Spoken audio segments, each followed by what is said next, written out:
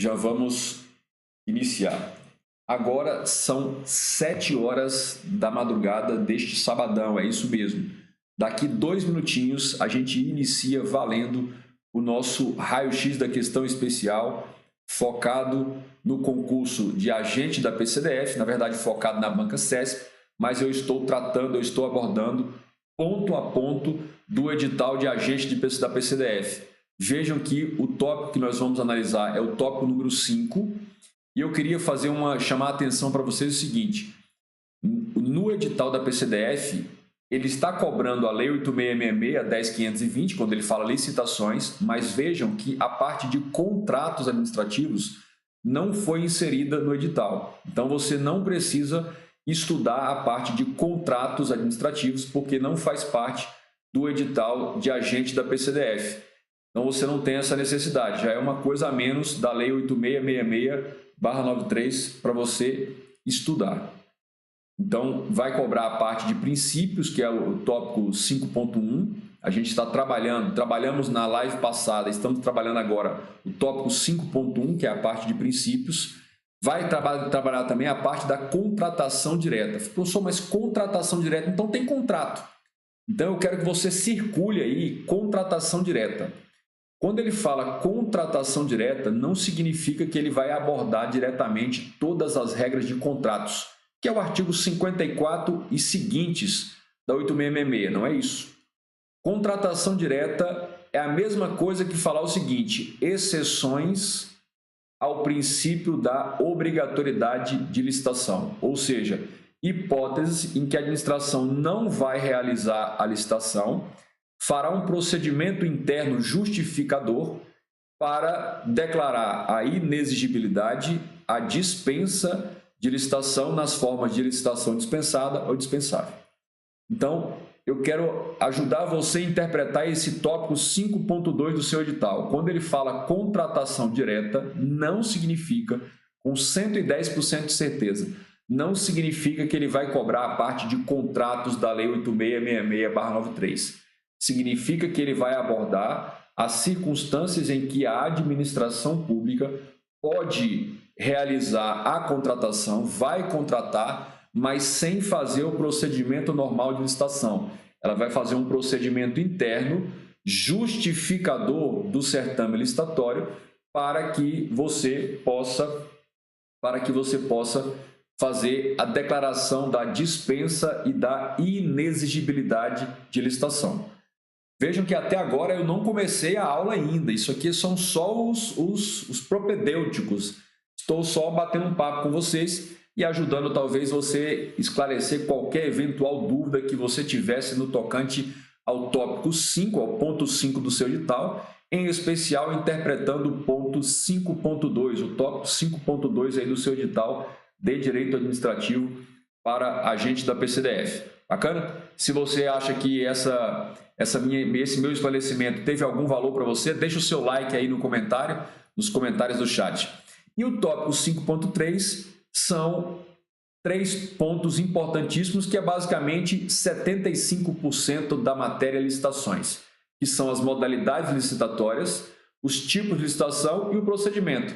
Ou seja, ele está dizendo, tirando princípios e tirando contratação direta, inexigibilidade de dispensa, tirando isso, todo o resto de licitação de A a Z é cobrado.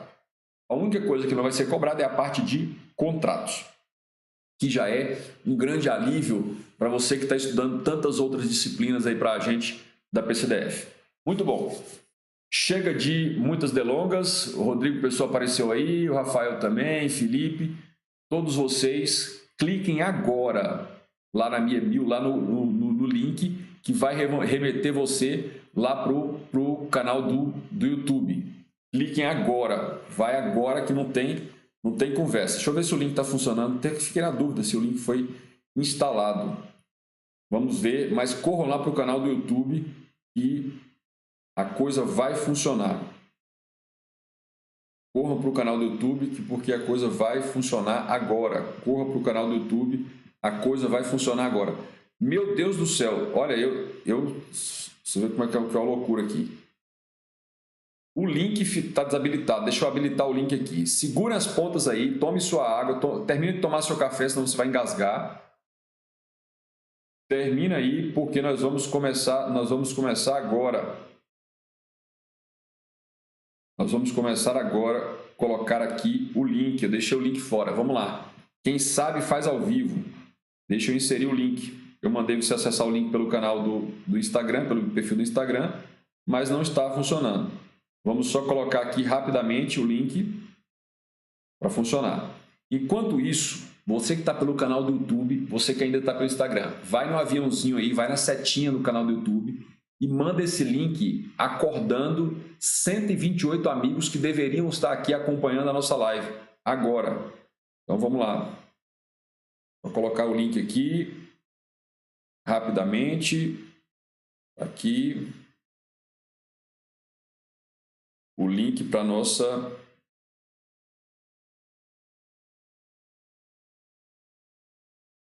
para acessar lá. A Flávia chegou também, bom dia. Infelizmente terei que sair, assumindo o plantão agora. Boa aula.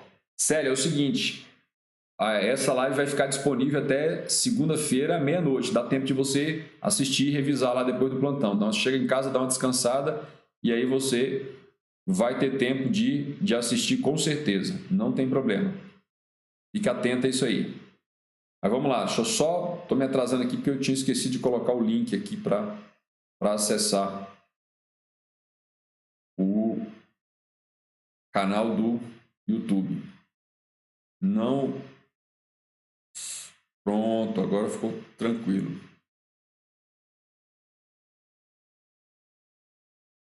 Perfeito.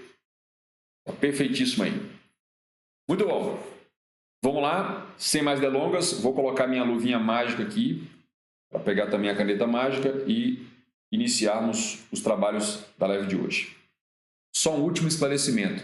Se eventualmente você já pegou o material da live passada, a gente vai seguir nesse mesmo material a partir da questão número 4, porque daquele material da aula passada, nós analisamos e aprofundamos o estudo da questão 1, 2 e 3. Foi uma análise bem aprofundada, quem acompanhou a live viu lá, e agora a gente vai valendo.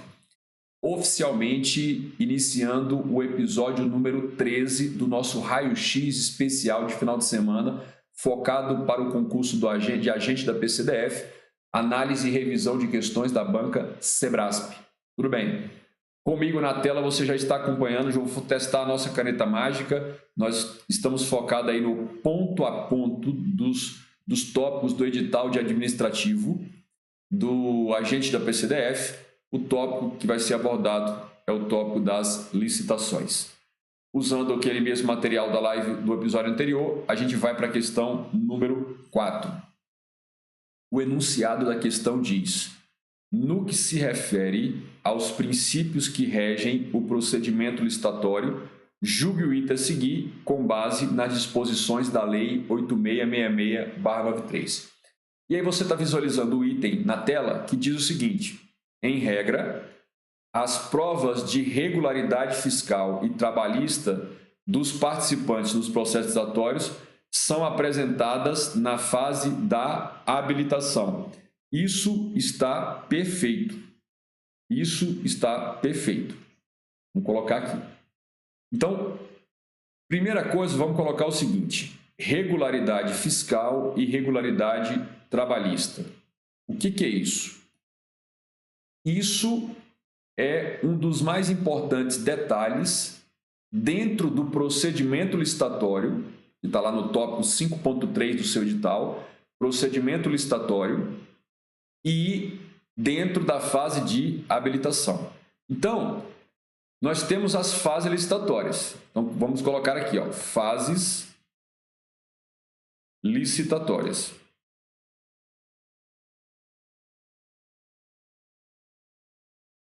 Dentro das fases licitatórias, a gente destaca a convocação,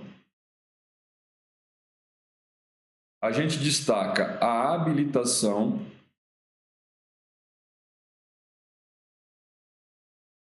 aí tem o julgamento e classificação das propostas, tem a homologação e, por último, a adjudicação. Eu vou fazer um destaque, vou colocar isso aqui, colocar esse destaque aqui, para mostrar para você o seguinte. Essas são as fases do procedimento licitatório nas modalidades comuns: concorrência, tomada de preços, convite. Em se tratando de pregão, tem uma inversão. Primeiro faz o julgamento e depois faz a habilitação. Primeiro faz a adjudicação e depois faz a homologação. Então, já tomem nota. Uma das grandes diferenças procedimentais entre a modalidade pregão e as outras modalidades é o fato de que, na modalidade pregão, primeiro se faz o julgamento e classificação das propostas. Depois, habilita apenas o licitante vencedor.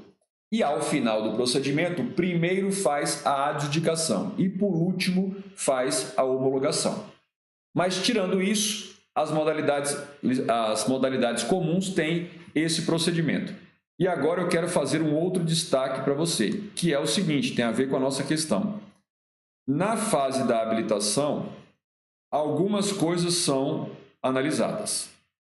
A primeira coisa é a verificação da habilitação jurídica.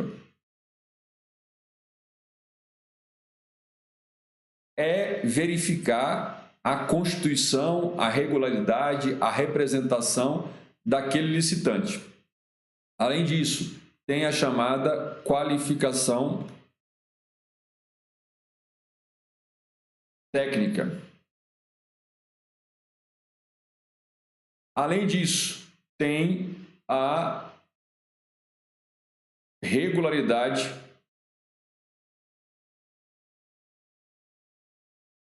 fiscal e trabalhista.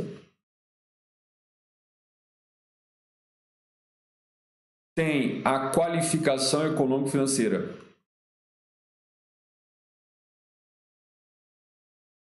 Tá aí. Financeira. E, por último, tem uma verificação especial, que é verificar o trabalho escravo. Verificar se essa empresa não tem trabalhadores na condição análoga de escravos. Tudo bem em relação a isso? Beleza.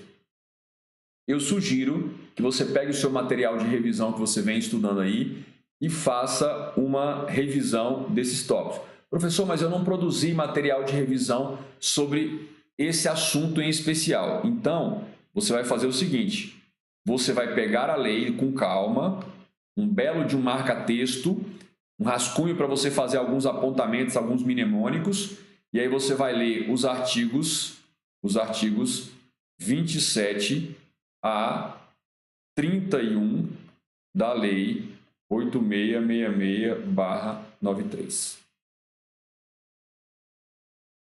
É o mínimo que você precisa para aprofundar, além do que nós já estamos revisando e aprofundando aqui. Então, vejam, o que ele quer saber na questão é o seguinte, como é que se faz a comprovação e quando que se faz a comprovação da regularidade fiscal e da regularidade trabalhista? Olha, as provas, as comprovações da regularidade fiscal e trabalhista dos participantes são apresentadas na fase da habilitação. Então, isso aqui tem a ver com quando. Quando é que se comprova isso aí? Quando? Está correto. É feito na fase da habilitação. Então, se o procedimento licitatório comum tem 5 fases, a convocação, que é quando se divulga o instrumento convocatório, quando se divulga o edital. Tem a habilitação, que é quando se faz a verificação das condições jurídicas, técnicas, fiscais, trabalhistas, econômicas e de trabalho escravo do licitante. Você não está olhando para a proposta.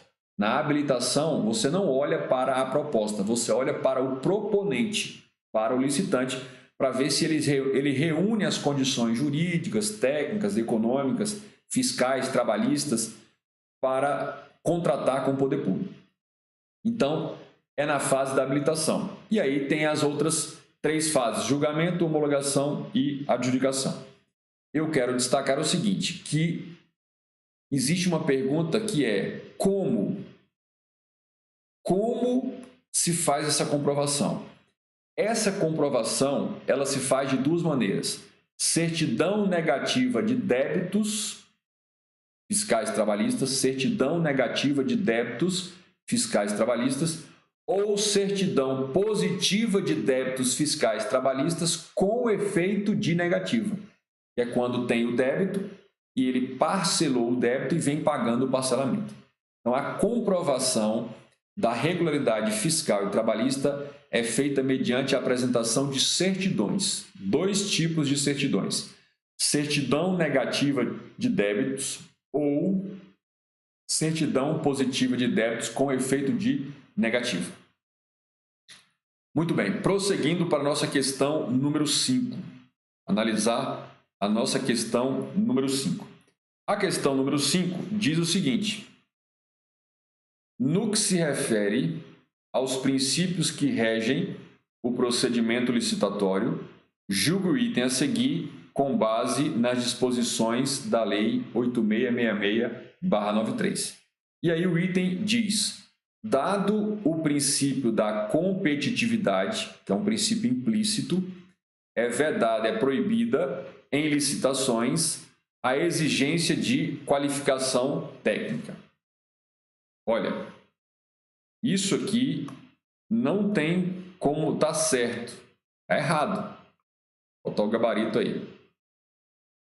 Nós acabamos de ver na questão anterior que uma das mais importantes fases do procedimento licitatório é a fase da habilitação. E na fase da habilitação, um dos quesitos que serão avaliados para habilitar o licitante é o quesito da qualificação técnica. Então, o princípio da competitividade não impede, não é óbice, não veda a exigência de qualificação técnica. Ao contrário, vai ser colocada a exigência de comprovações de qualificação técnica lá no edital. Este princípio aqui ele está implícito aonde? No artigo 3º, parágrafo 1º da Lei 8666/93. Tudo bem em relação a isso aí? Simples assim. E a qualificação técnica e as outras qualificações, a gente tem o artigo 29 da Lei 8666/93. Mas é sempre bom você ler os artigos 27 a 31 para ler a habilitação inteira. Ler e estudar a habilitação inteira. Vale destacar que a competitividade é um importantíssimo princípio das licitações, mas é um princípio implícito. Ele não está expresso.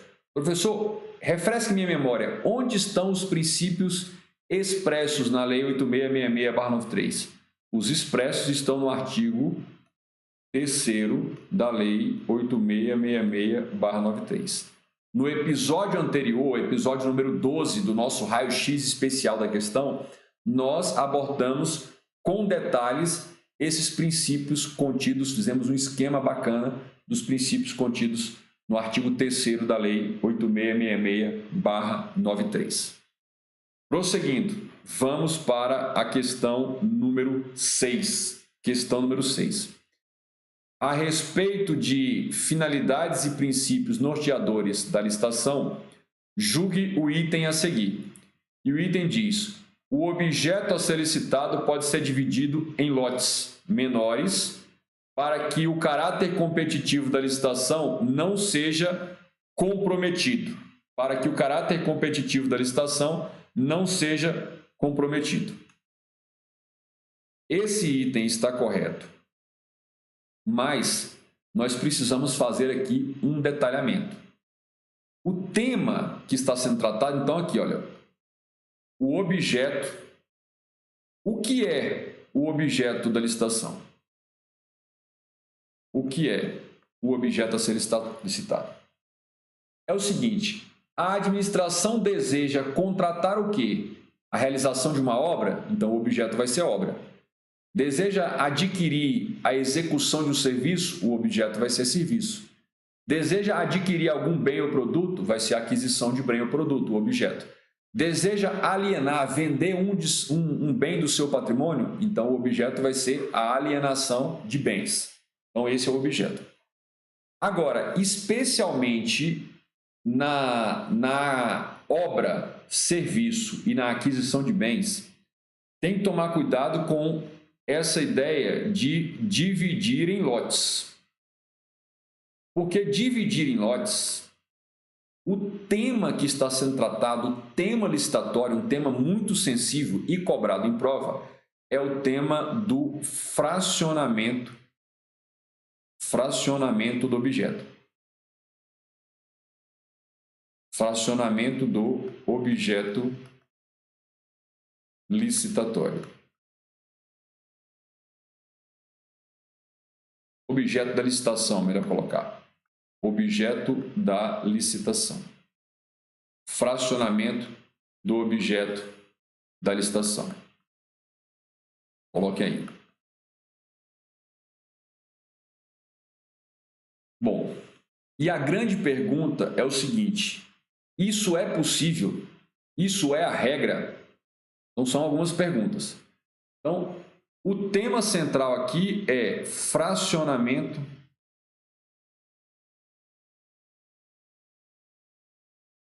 do objeto.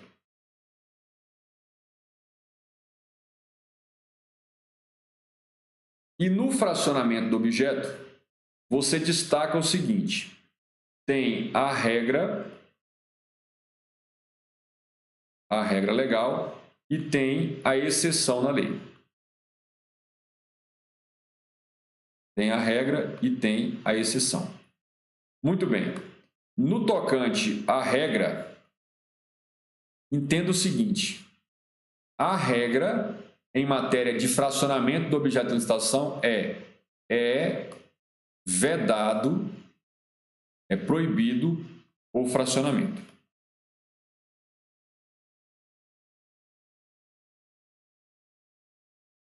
É vedado, é proibido o fracionamento. Então, o tema da questão, que é um dos temas muito recorrentes, um dos temas mais recorrentes na parte de licitações, sempre aparecem questões sobre o fracionamento. E por que isso é tão importante? Por que eu aposto nesse tema para a gente da PCDF? Porque o fracionamento irregular vai constituir um dos crimes previstos na Lei 8666/93. Se você ainda não sabe, dos artigos 89 em diante da 8666, tem a previsão de alguns crimes contra a administração no tocante à matéria licitações. Então, o que acontece? O fracionamento do objeto tem uma regra. Qual é a regra? Não se admite o fracionamento. E aí eu quero que você inclua uma informação. Em especial, não se admite o fracionamento para alterar a modalidade licitatória cabível. Como é que é, professor? Não se admite o fracionamento para alterar a modalidade licitatória cabível? Justamente isso. O que eu estou dizendo? Que não existem os valores adequados, os montantes adequados de valores para concorrência, tomar de preço, convite. Então, concorrência para contratações de valor de 3 milhões e 300, acima de 3 milhões e 300 para obra e serviço de engenharia, acima de 1 milhão e 400 para serviços comuns e compras, por aí vai. O que é a situação de crime? O que é mais proibido em matéria de fracionamento? É você ter um determinado objeto que daria tantos mil reais, a estimativa. Aí você fraciona para poder enquadrar ou na dispensa de licitação ou na modalidade de convite. Então, fracionar é o quê? Fazer compras, fazer contratações picadas ou licitações picadas. Se você vislumbrar, eu vou precisar de X mil litros de combustível ao longo do ano de 2021. Aí eu faço um fracionamento e, em vez de comprar esses tantos mil litros de combustível, eu faço pequenas licitações com a quantidade menor para reduzir o valor e eu encaixar ou no convite ou na dispensa de licitação por baixo valor. Esse tipo de fracionamento é o mais grave, ele é crime. Mas, de regra, não pode fracionar. Agora, nós temos exceções. Exceções em que se admite fracionar. E esse admite fracionar é para resguardar duas situações. Primeiro, garantir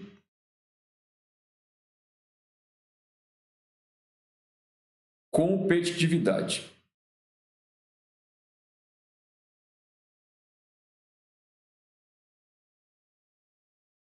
E a outra é obter ganho de economia de escala.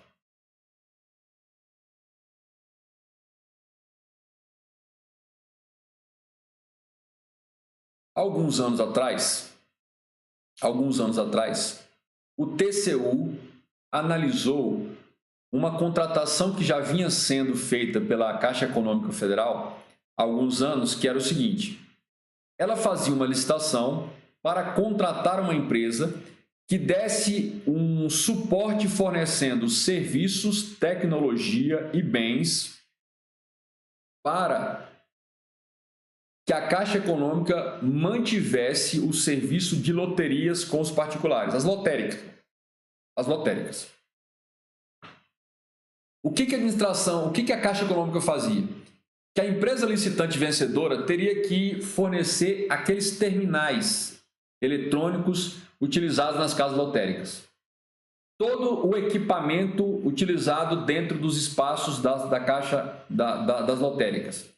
O software de transmissão das informações, firewall para poder controlar a segurança dos dados, banco de dados de armazenamento e tratamento da informação inteira, que era transmitida da lotérica para a Caixa Econômica. E mais capacitação do pessoal das lotéricas, mais um help desk, porque se o equipamento desse problema, tinha que ligar lá no 0800 para poder eles remotamente tentar resolver o problema da lotérica. E por aí vai. Blindagem naquelas cabines. Então, quando se agrupou o objeto inteiro, o portfólio de serviços e bens para poder botar em funcionamento esses serviços de lotéricas em relação aos particulares, quando ela agrupava tudo isso num objeto só, numa licitação só, ela reduzia demais a quantidade de empresas mundiais que poderiam prestar tantos serviços variados assim. Chegava a no máximo 3 empresas no mundo que conseguisse ao mesmo tempo fornecer tantas coisas, serviços, bens, equipamentos, que tivesse essa expertise. E ao reduzir essa quantidade de participantes por conta do objeto, o que acontecia? Reduzia a competitividade e perdia na economia de escala, porque a tendência é baixa competitividade, a tendência, o mais provável, é que o preço suba. E aí o Tribunal de Contas da União recomendou à Caixa Econômica que ela fracionasse o objeto em partes, ou seja, os equipamentos numa licitação, o serviço de suporte de software na outra, para poder ampliar o número de empresas que pudesse prestar o serviço. E outro detalhe, o chamado ganho de economia de escala tinha um outro detalhe nesse meu exemplo, que o próprio TCU verificou. Qual era o detalhe?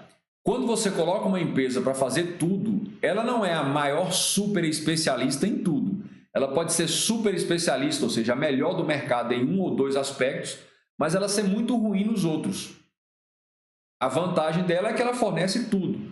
Então, quando você fracionasse, você permitiria vir melhores expertises em cada uma das etapas do processo todo. Então, cuidado com isso aqui. Fracionamento não é a regra.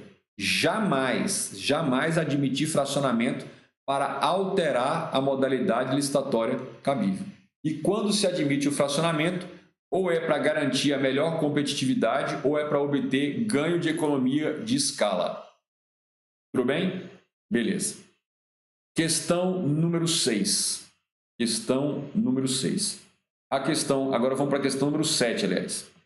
Questão 7 diz assim, olha, a respeito de finalidades e princípios norteadores da licitação, julgue o item a seguir. A respeito dos princípios norteadores, julgue o item a seguir. E aí diz o seguinte, a legislação norteadora dos princípios da licitação veda toda e qualquer cláusula restritiva de participação no procedimento licitatório. Isso está errado. Está errado. Bom, então ele está pedindo com base nos princípios da licitação. O princípio mais pertinente, que mais se conecta com o tema dessa questão, é o princípio da competitividade aqui.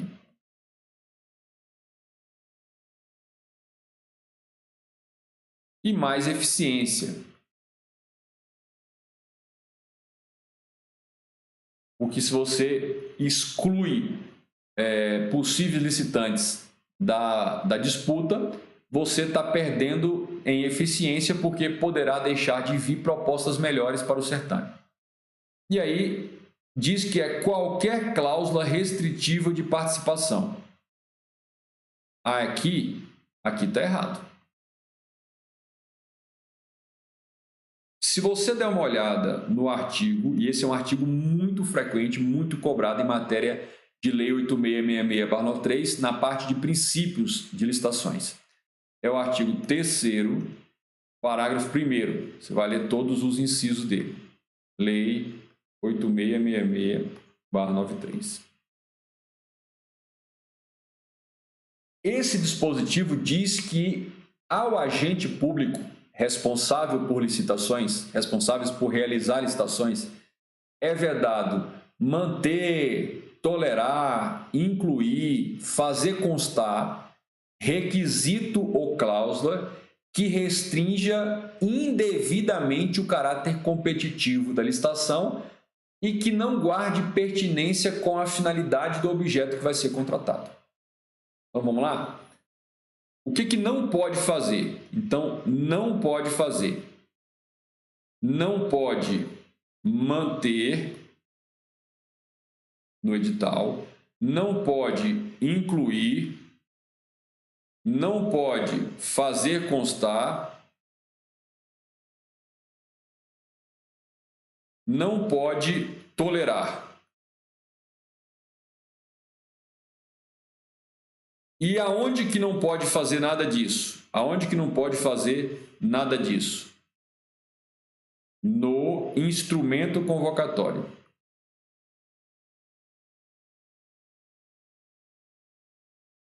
No instrumento convocatório.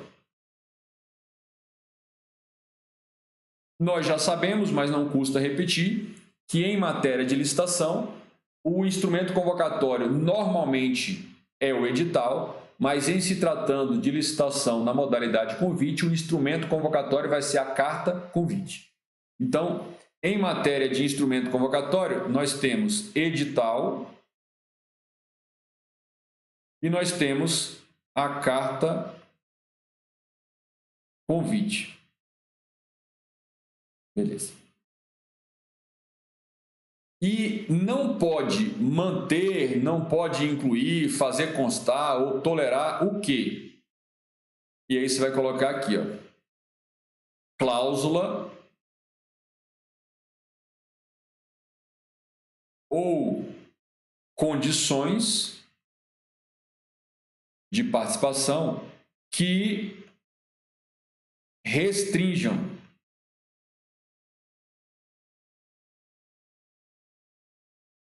indevidamente,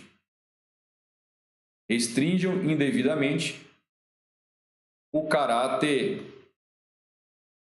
a competitividade, o caráter competitivo, a competitividade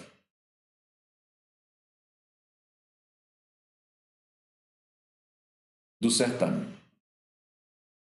Então, quando a nossa questão diz que os princípios da licitação, e aqui claramente o restante da questão foca no princípio da competitividade, artigo 3º, parágrafo 1º da Lei 8666/93, diz que os princípios da licitação vedam, proíbem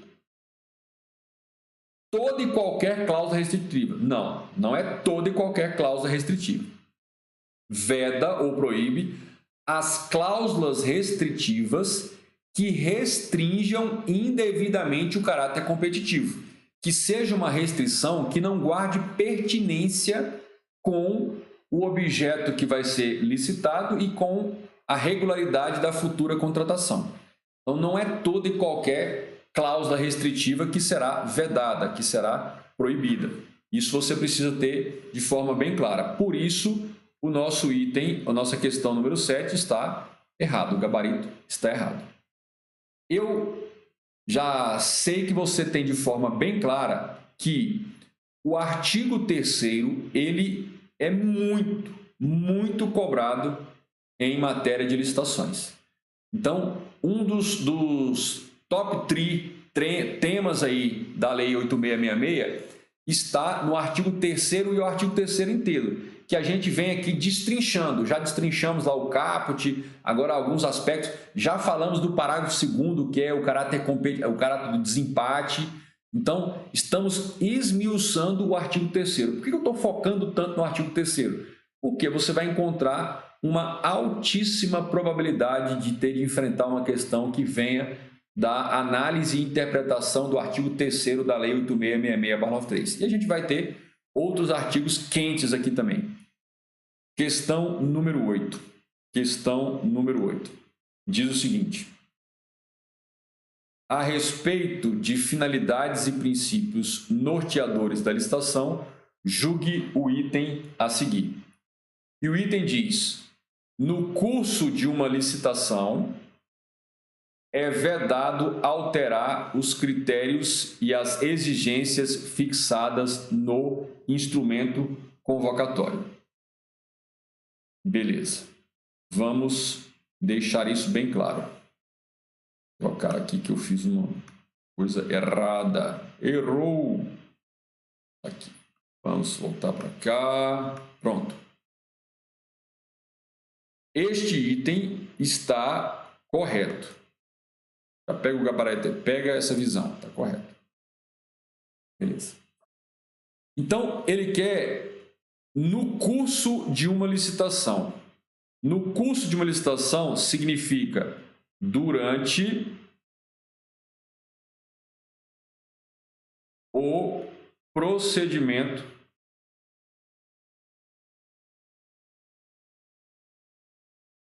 licitatório. E quando ele fala durante o procedimento licitatório, o que você deve entender aí na sua cabeça? A fase externa. A fase externa da licitação. E a fase externa da licitação tem as seguintes etapas que nós já mencionamos, mas não custa rememorar: convocação, habilitação,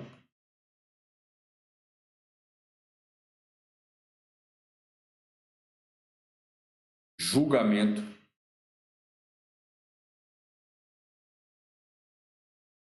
homologação e adjudicação. Tá aí. Convocação, habilitação, julgamento, homologação e adjudicação. Então, durante o curso da licitação, ou seja, durante essas fases, é vedado, é proibido alterar os critérios e exigências fixadas no instrumento convocatório.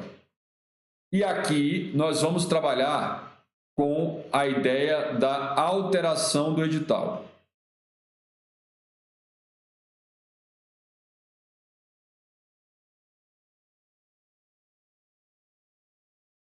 Edital ou instrumento convocatório, melhor dizendo. Você vai ter uma regra e você vai ter uma exceção. Regra e exceção. Beleza. Regra.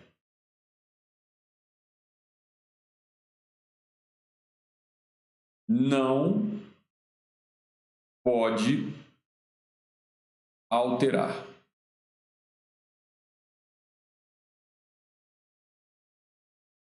Não pode alterar o instrumento convocatório. Mas e a exceção? Você vai colocar salvo até antes da apresentação das propostas. Da apresentação das propostas.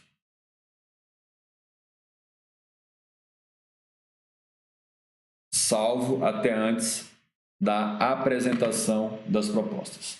Anota isso que a gente já vai detalhar e eu vou te explicar claramente como é que funciona. Anota isso. Anota isso.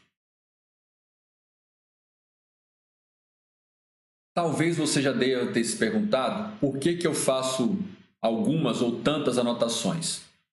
Porque você tem que perceber o seguinte: a aula ou a videoaula, ela é tradicionalmente ou eminentemente tem um caráter de estudo passivo. O estudo passivo, ele tem uma baixa potencialidade de retenção na memória, baixa potencialidade de aprendizagem, ou seja, de fixar isso na sua memória de longo prazo. Mas a aula, a videoaula, é muito esclarecedora para você entender a matéria e para você ser direcionado para a melhor forma de raciocinar e internalizar aquelas informações. Então, esse é o grande potencial da aula.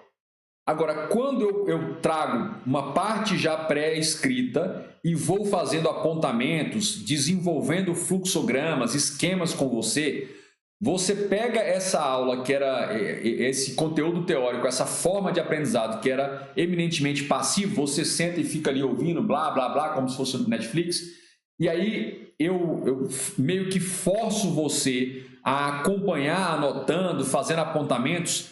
Isso transforma um método de aprendizagem que era eminentemente passivo em algo passivo e ativo, ou seja, fica misto e fica muito ativo, um estudo muito ativo. Isso potencializa várias vezes, 5, 6, 10 vezes a capacidade que você vai ter de internalizar essas informações, esses conhecimentos na sua memória de longo prazo, consolidando assim a aprendizagem. Tudo bem? Então, por isso que a gente usa esse tema. Claro que para mim ficaria muito mais fácil só ficar passando os slides, tal, sem anotações, não daria tanto trabalho, não tomaria tanto tempo, o braço dói aqui, mas não seria tão produtivo como eu sei que é para você se a gente estiver produzindo esses esquemas. Agora que você já entende por quê e já anotou, eu vou dizer o seguinte. Você já sabe que o instrumento convocatório, o edital, é a lei interna do certame, da licitação. A mesma lógica vale para o concurso. Então, o regramento interno procedimental de uma licitação é um instrumento convocatório. Normalmente, é o edital. Quem elabora as regras do edital é a própria administração.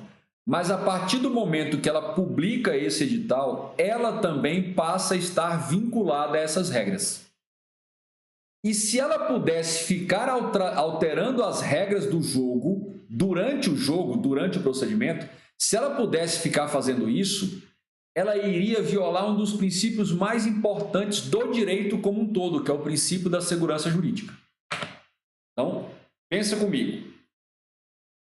O certame licitatório precisa de um regramento, precisa de um estatuto que faça a regência, que discipline o funcionamento. Isso é o instrumento convocatório, o edital normalmente ou a carta convite. Quem elabora essas regras, quem estabelece essas regras, observando a lei e a Constituição, é a própria administração. Mas a partir do momento que ela diz as regras são essas, mediante publicação do edital, ela também fica submetida a tais regras editalícias, as regras que ela estabeleceu. E se ao longo do procedimento a própria administração pudesse ficar alterando as regras, isso iria gerar uma insegurança jurídica para os licitantes e particulares e para a coletividade como um todo. E a insegurança jurídica é algo que é proibido, é coibido, é mitigado no direito. Daí, um dos mais importantes princípios do direito como um todo é o princípio da segurança jurídica. Diante do princípio da segurança jurídica, nós temos então o fundamento para a regra. Qual é? O edital não pode ser alterado. Mas, cotejando, harmonizando esta regra com o princípio da supremacia do interesse público, harmonizando essa regra, ou seja, harmonizando uma regra pertinente ao princípio da segurança jurídica, harmonizando a regra que vem do princípio da segurança jurídica com o princípio da supremacia do interesse público, harmonizando, ponderando esses dois princípios, a gente chega à seguinte conclusão: regra não pode alterar o edital, as regras editalícias do instrumento convocatório. A exceção vai ser possível alterar até um momento em que isso não vai causar grandes prejuízos ou impactos para os licitantes. Aí ele diz, só pode alterar até antes da apresentação das propostas. Depois que já foram apresentadas as propostas, se alterar o objeto da licitação, o edital, estará fazendo praticamente uma licitação nova. Você acabou com aquele certame. Porque aí mudou as regras, mudou o critério de apresentação de propostas, mudou. E então só pode alterar até antes da apresentação das propostas. Com um detalhe. Mesmo alterado antes da apresentação das propostas, que é o momento em que os licitantes apresentam suas propostas para julgamento. É como se ele estivesse fazendo a inscrição no concurso, ele vai valer mesmo. Beleza. Mesmo que essa alteração seja feita antes da apresentação das propostas, se a alteração for impactar nas propostas que serão formuladas, se a alteração feita no edital, no instrumento convocatório, for impactar significativamente nas propostas que serão feitas, na disputa, o prazo para a apresentação das propostas será resetado e será restabelecido, para que dê tempo de formular novamente a proposta. Se for uma mera correção material, um erro de um detalhe, um erro de grafia, um erro de data simples, bobo, um erro de nome, se for uma correção meramente formal ali, que não vai impactar, não precisa restabelecer o prazo para a apresentação das propostas. Mas se a alteração for impactante para as propostas, vai ter de restabelecer esse prazo. Fique atento a isso aí. Então, questão número 8 está correta. Vamos para a questão número 9. Questão número 9. Tá aí. A respeito de finalidades e princípios norteadores da licitação, julgue o item a seguir. E aí o item diz: em razão do princípio da isonomia, da igualdade, é vedada qualquer diferenciação entre particulares para contratação com a administração pública. Está errado. Essa questão, ela se conecta com uma das questões que eu trabalhei no episódio anterior, episódio número 12 do nosso raio-x especial da questão. Por quê? Porque o princípio da isonomia, como eu já havia dito, é o princípio da isonomia material. Ou seja, tratar os iguais igualmente e tratar os desiguais desigualmente na medida de suas desigualdades. Então, isso permite, a igualdade material permite o quê? Tratamento favorecido. Tratamento favorecido. E o tratamento favorecido, nos termos expressamente previstos em lei, ele vai acontecer o favorecimento para micro e pequena empresa, o favorecimento no caso de empate das propostas e o favorecimento para a empresa nacional em detrimento de empresa estrangeira no caso de empate, que pode ser o empate real ou empate fictício, conforme nós já analisamos no episódio anterior, episódio número 12. Que inclusive eu deixei disponível no ar, ainda está no ar no canal se você quiser assistir ou rever. Tá aí. Então, o princípio da isonomia não impede a diferenciação, o tratamento favorecido. Diferenciação é o mesmo que tratamento favorecido legalmente previsto. Então, só vai favorecer naqueles termos em que a lei expressamente permite o favorecimento. E a nossa questão número 10, diz o seguinte: a respeito de finalidades e princípios norteadores da licitação, julgue o item a seguir. O objetivo da licitação, o propósito da licitação, a finalidade é selecionar para a administração pública a proposta de menor valor, em observância ao princípio da isonomia. Está errado. Está errado. Por quê? Porque o objetivo, um dos objetivos, não é a proposta de menor valor. Então, olha lá, eu estou tratando de algo que está no artigo 3º da Lei 8666/93. Aí. E aqui nós estamos tratando das finalidades, no plural, da licitação. Finalidades da licitação. E elas são três finalidades. A primeira, escolha da proposta mais vantajosa para a administração, a ADM. Quando fala proposta mais vantajosa para a administração, leia-se proposta mais vantajosa para o interesse público. A segunda finalidade, garantir isonomia. Garantir isonomia. Está errado. Garantir isonomia para os licitantes. Para os licitantes, ou entre os licitantes. Isonomia constitucional. E, além disso, promover o desenvolvimento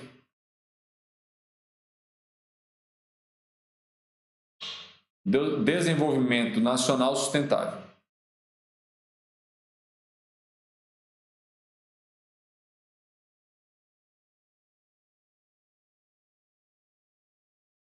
Promover o desenvolvimento nacional sustentável.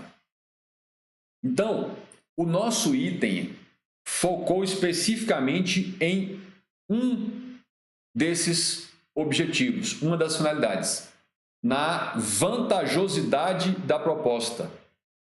Isso aqui, olha, você pode colocar aí. Pode colocar aí. Princípio implícito da vantajosidade.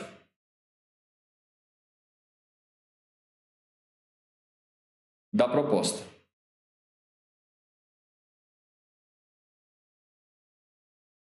Proposta mais vantajosa, para você compreender o que é uma proposta mais vantajosa, você vai ter que linkar isso aqui, linkar com tipos de licitação, que é o mesmo que critério de julgamento. Então, quando nós vamos avançando na Lei 8666/93, nós vamos tratar esse tópico aqui com calma, muitas questões sobre isso. Tipos de licitação são menor preço, melhor técnica, técnica e preço, maior lance ou oferta. Então, se você está diante de uma licitação na modalidade leilão, a proposta mais vantajosa não vai ser a menor, vai ser a maior. Se você está diante de uma licitação na modalidade leilão, a proposta mais vantajosa vai ser a maior. Se você está diante de uma licitação na modalidade concorrência do tipo maior lance ou oferta, uma concorrência, uma licitação na modalidade concorrência para vender um bem público. A proposta mais vantajosa para a administração não vai ser a menor, vai ser a maior. Então, a concepção de proposta mais vantajosa não necessariamente é o menor preço, é a menor. Às vezes, é a melhor técnica. Agora, se eu estiver tratando da modalidade pregão, na modalidade pregão, aí sim, proposta mais vantajosa se confunde com menor preço. Tranquilo em relação a isso. Beleza? Então, por isso que a questão número 10, nosso item número 10, está errado. Questão número 10 está errada. Muito bem. Primeira etapa do final de semana vencida, mais um episódio aí. Lembrando, amanhã, às 7 da manhã, teremos mais análise, revisão e aprofundamento de questões do Sebrasp, focados aí no ponto a ponto do seu edital de agente da PCDF, mas vale para todos vocês que estão aguardando algum concurso da banca Sebrasp. Beleza? Eu agradeço a participação aqui nessa madrugada de sábado e gostaria de dizer o seguinte: os episódios de final de semana de hoje e de amanhã, domingo, às 7 da manhã, esses episódios, o melhor é você acompanhar logo cedo aqui comigo para se desincumbir desse encargo. Mas eles ficam disponíveis para você rever lá no 2x, para você encaminhar para algum amigo ou mesmo para você assistir até segunda-feira à meia-noite. À meia-noite eles saem do ar, beleza?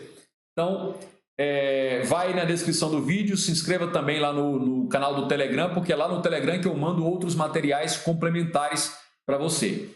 Fora isso, bons estudos aí no seu final de semana, força em relação à preparação para a agente da PCDF e até amanhã, às 7 da madrugada, que a gente tem o episódio número 14. Teremos o episódio número 14 do nosso raio-x da questão especial, em que, a partir das questões, a gente identifica os temas principais e faz uma revisão, um aprofundamento teórico das matérias e dos conteúdos.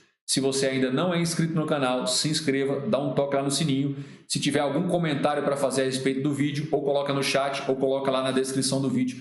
Coloca o seu comentário, deixe o comentário e a sua opinião. É sempre bom para a gente ir melhorando aqui o nosso trabalho. Tudo bem? Bons estudos. Até o próximo episódio, amanhã, 7 da madrugada. Tchau, tchau.